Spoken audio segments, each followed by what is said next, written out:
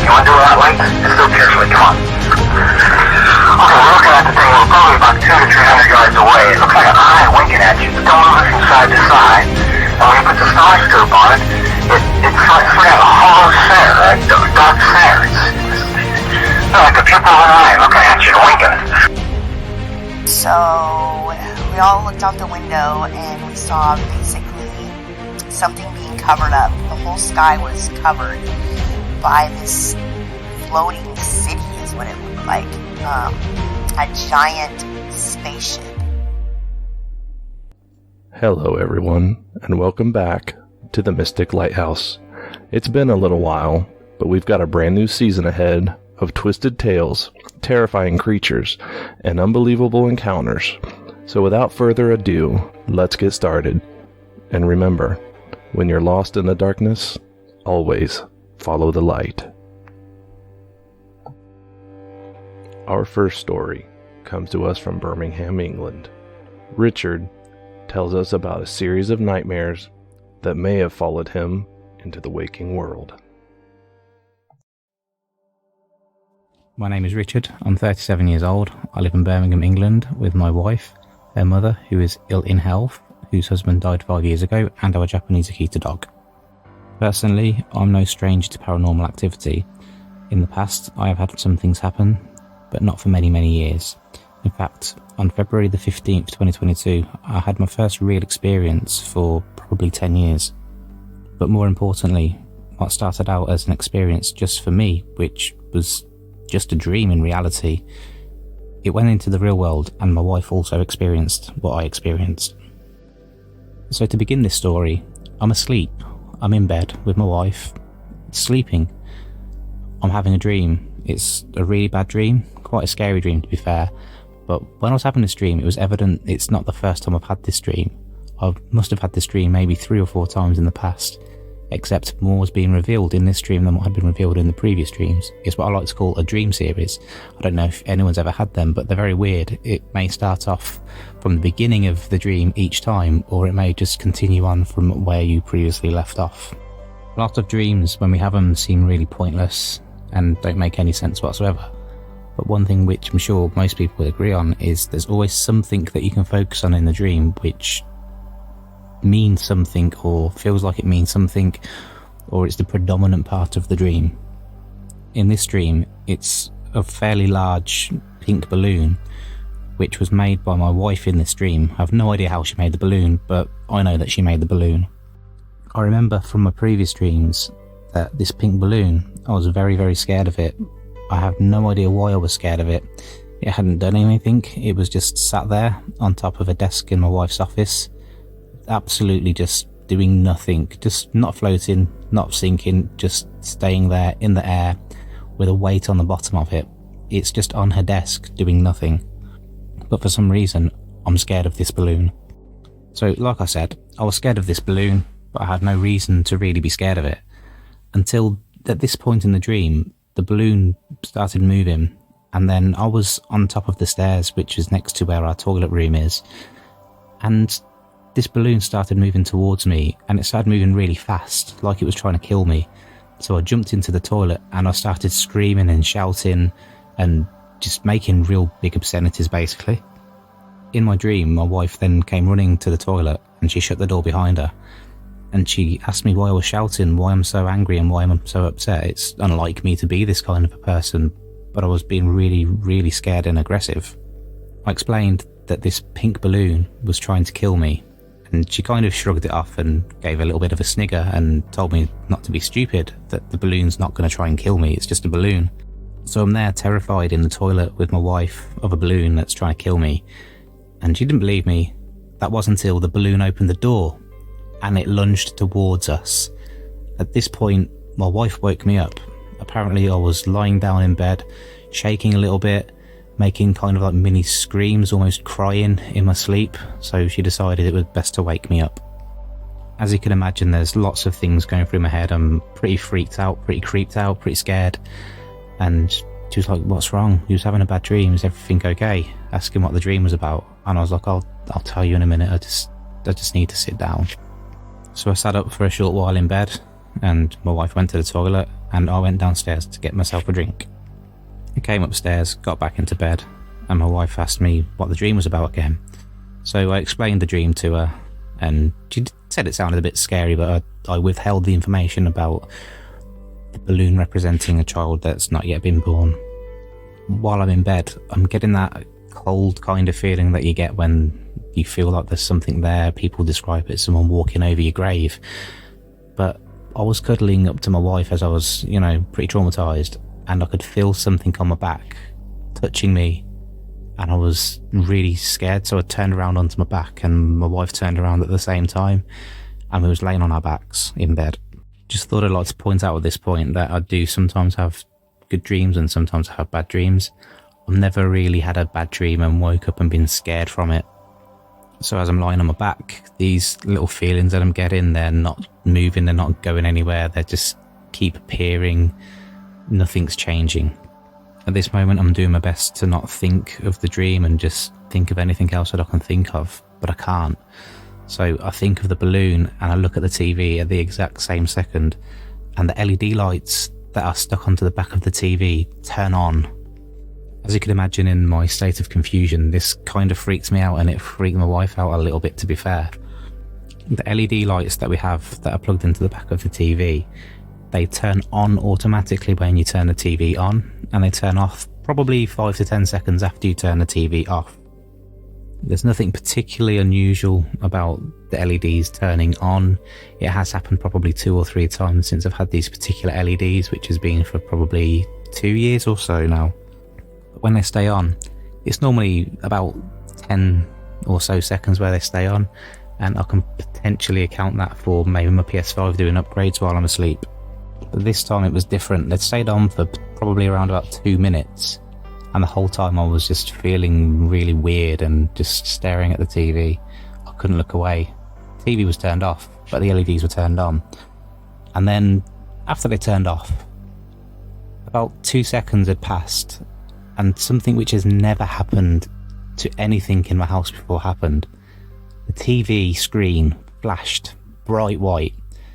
Now, it wasn't the whole screen that flashed. It was something oval-shaped in the top right corner of the TV that resembled either a balloon or a face.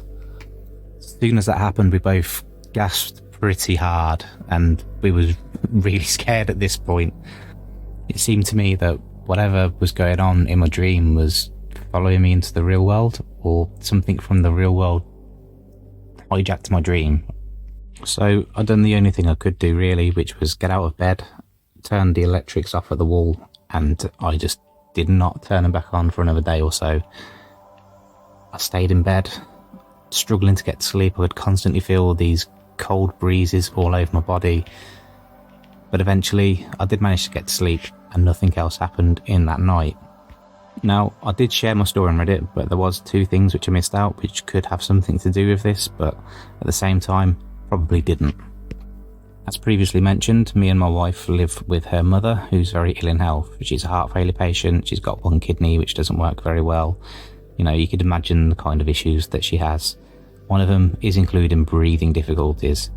Now, she always sleeps with her bedroom door open, but this night she decided to shut her door. The reason for it was because we had a new fabric conditioner and our washing was drying in the kitchen.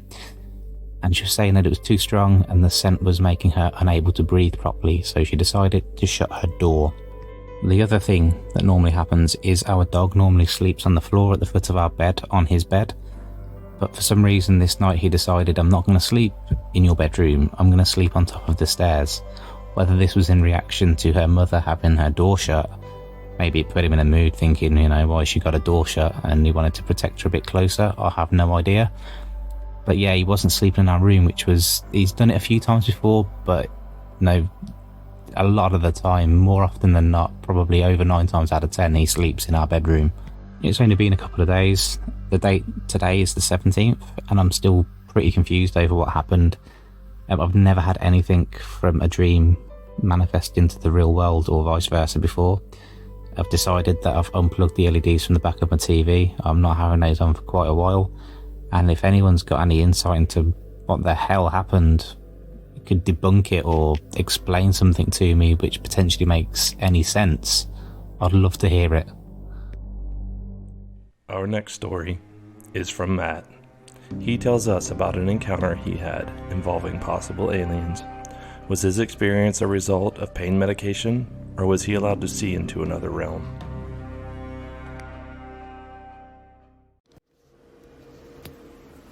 Okay, so this happened in 2016. I was living in a house in southeastern Kansas with my wife and two youngest children. I never liked living in that house. I always had strange visions of me being carried out on a stretcher by paramedics. Luckily, that never happened, but something weird did happen there. I had had a back problem, a ruptured disc, and sciatic pain. My physician had prescribed me gabapentin for nerve pain relief. My physician had told me to take 1 pill a day, 3 times a day for the first week, then to take 2 pills 3 times a day for the second week, and on the third week to start taking 3 pills 3 times a day, and that would be my regular dose. So I did what I was told. And on that third week, when I took my very first 3 pills 3 times a day, is when this story begins.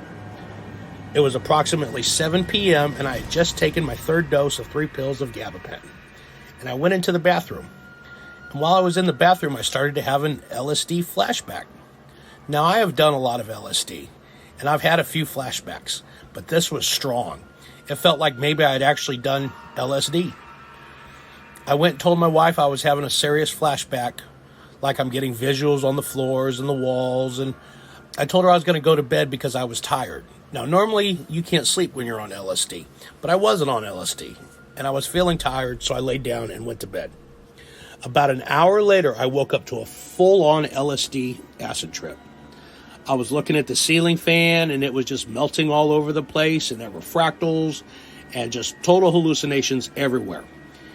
And then when I rolled over on my side, I could see the wall of my bedroom was translucent. And on the other side of the wall, I seen 4 gray aliens. They were sitting at a table, like a card table. They were on their side of their wall, but they were not in the laundry room, which was actually what was on the other side of the wall. It was like they were in another dimension that was just visible through the wall of the bedroom. When I looked at them, they all stopped what they were doing and turned to look me dead in my eye with an expression of, "Oh wow, he can see us." I freaked out and I ran out of the bedroom. I told my wife what I had seen, and then I slept on the couch that night because I was scared to go back into the bedroom. It was unlike any LSD trip I had ever been on. It actually felt real, and the aliens were just right there on the other side of the wall in the room with me. A translucent wall that wasn't actually there. The next day I called my doctor and told him about the situation. I also stopped taking gabapentin on that day because it scared me so badly. My question to the people on this podcast is, do you think the gray aliens were real? Do you think I was able to see into another dimension? I'm not exactly sure what happened that day, but thank you for listening to my story.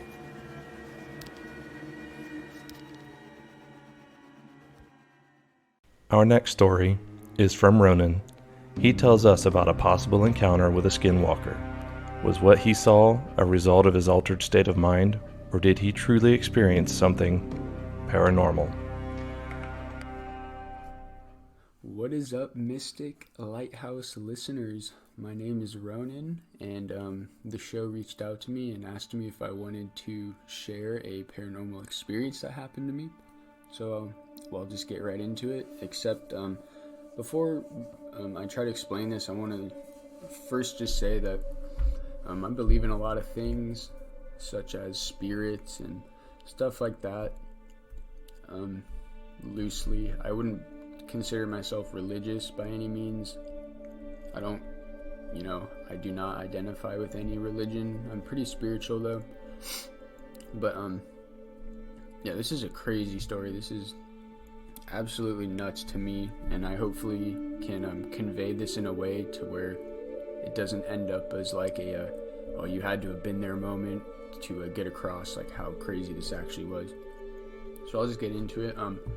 This happened about 2-3 years ago, probably, in San Diego, California, in a town called Claremont.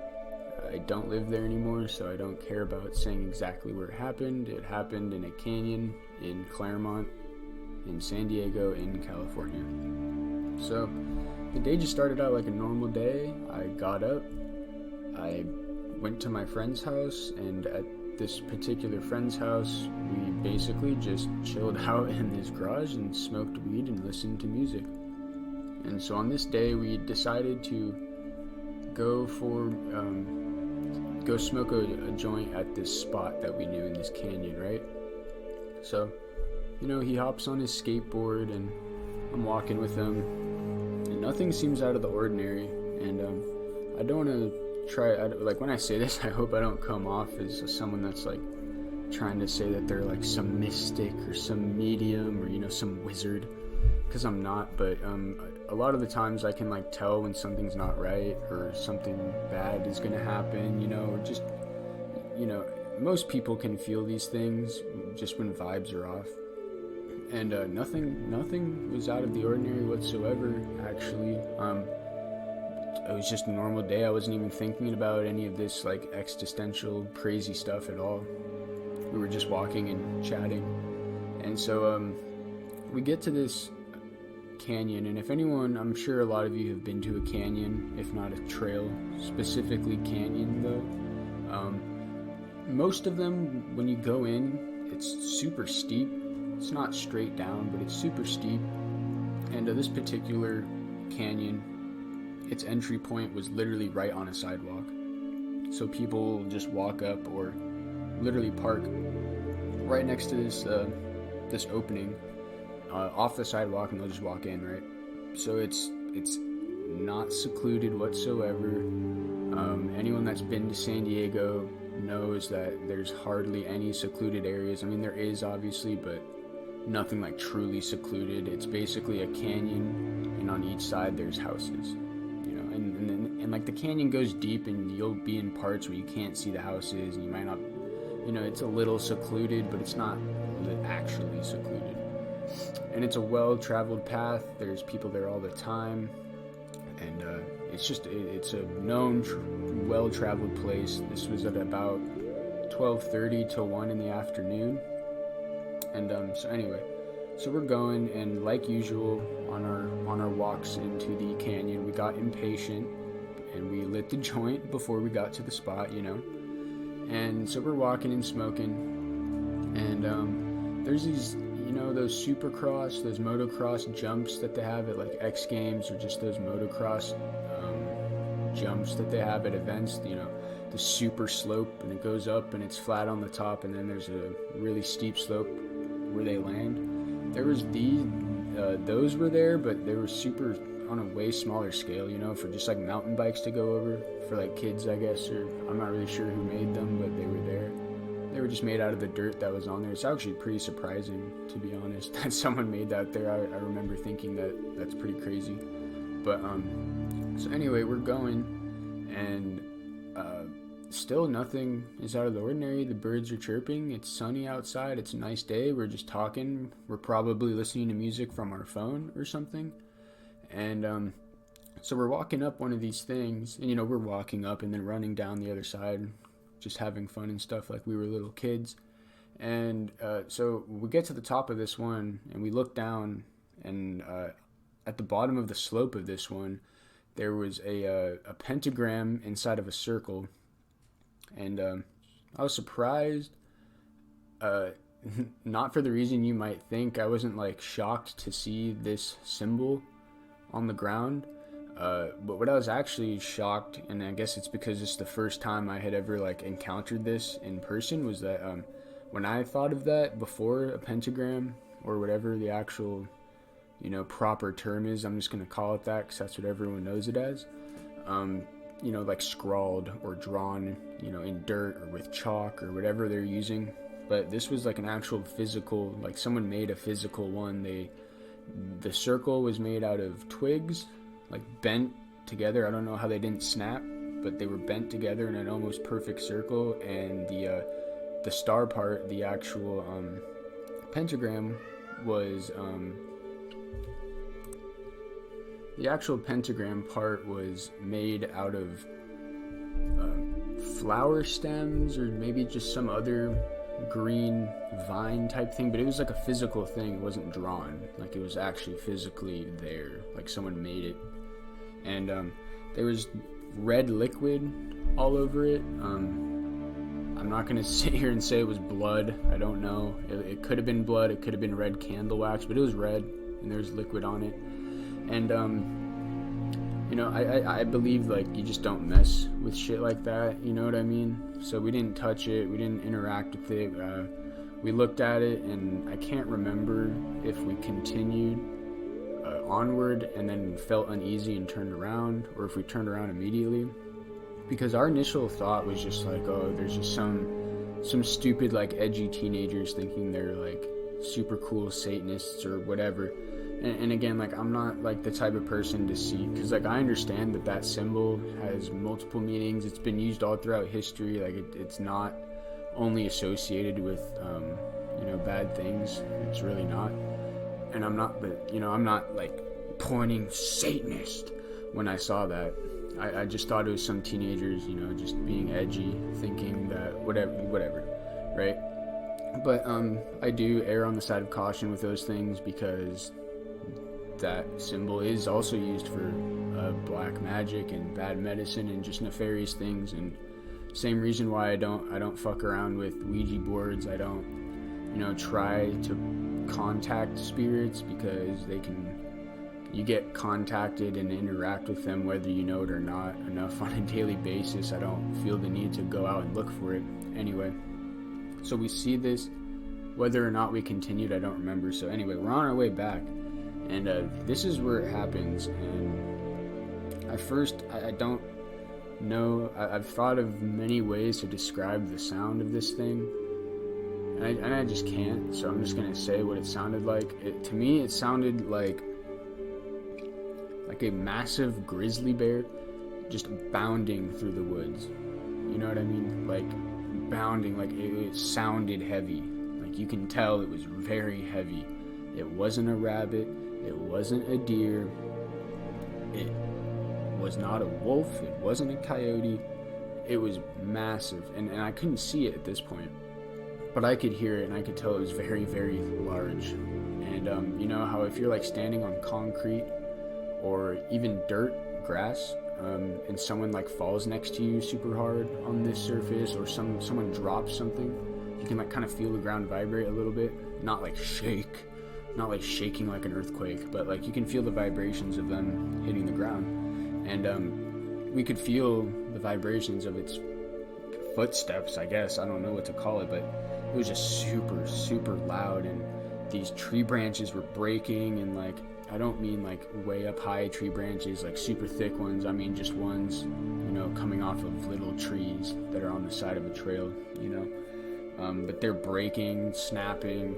The ground is just very loud. It literally sounded like a grizzly bear or something very, very, very large, just bounding. Just, I can't even describe it. Like, I'm repeating myself, and I apologize for that, but like I just can't describe like how deep and like earthy and resonating that sound, just pounding on like maybe 10 to 15 yards away from us. And so we hear that, and we're like, what the was that? And we start running, of course. And so we're running, and I eventually look to the side for a split second, and there's a perfect little hole in the trees.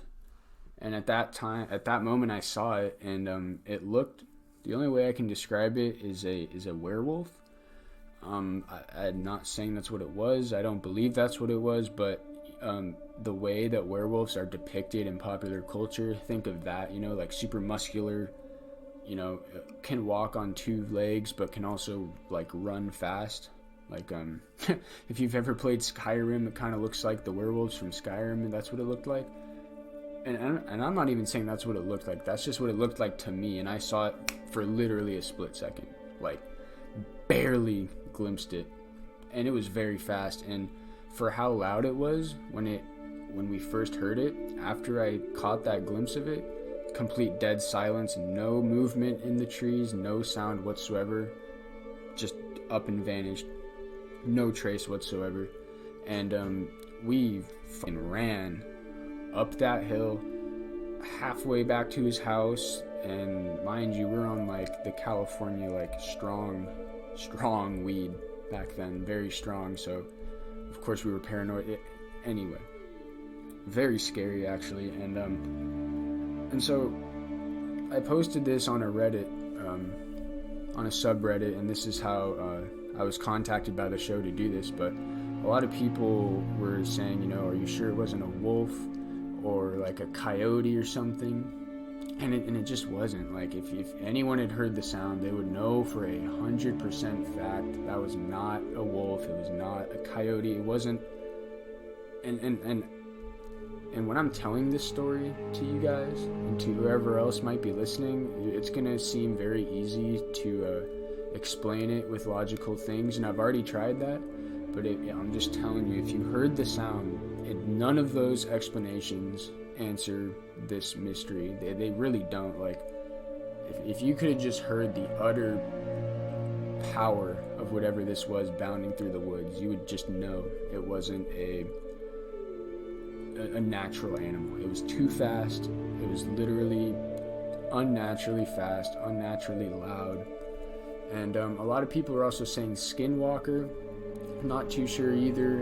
It could have been, you know, I mean, what do I know? But there's two camps.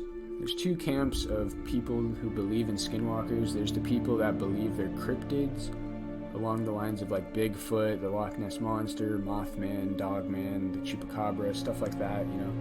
And then there's people who vehemently insist that it's a human being practicing black magic or bad medicine that turns into the skinwalker.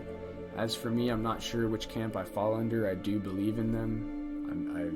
I've just actually recently become aware of the other camp. I thought they were cryptids initially for years, and then I stumbled across something that explained, or a group of people that felt very strongly that it wasn't a cryptid. It was a human being, usually a Native American human, practicing their, you know, spiritual things that they do, which is all real. And that's what I mean by I believe in a lot of things. Like, I believe in magic, like black magic and good magic and word magic and alchemy, and like the Native Americans obviously knew some and all these native ancient cultures around the world, they all knew they all had knowledge beyond anything we can imagine.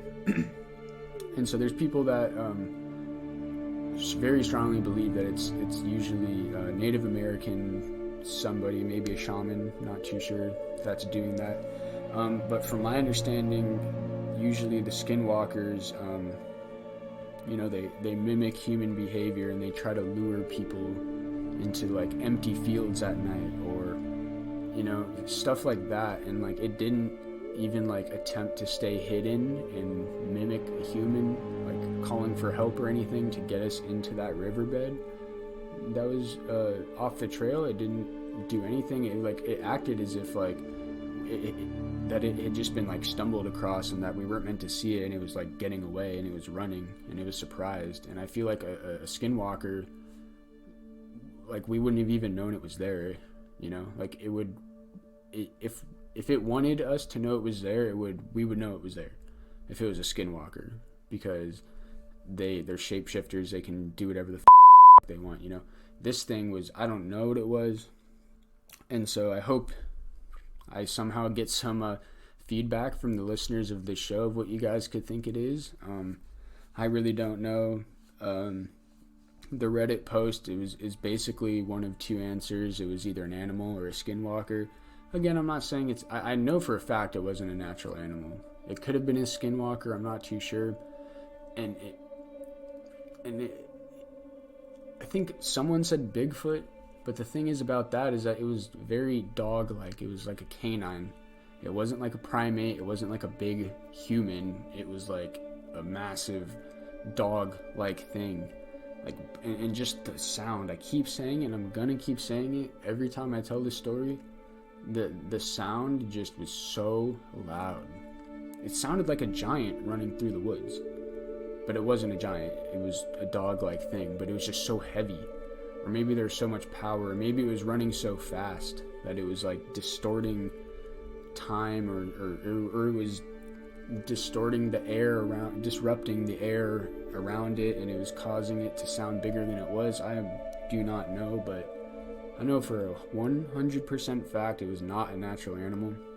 Could be a skinwalker, I'm not too sure, but that's basically the end of the story. If there's any questions, I guess somehow I might read them somehow, maybe, I don't know. But I hope you guys enjoyed, and I hope I was able to convey this to you in a way that it sounds not real, because I don't care if people believe me or not, but I hope I conveyed it in a way that like shows the actual like intensity of the sound. Like, I just can't get over the sound. I'm sorry, it was just so loud. But anyway, thank you guys for listening, and I hope you guys have a good day and that you guys are safe. Peace.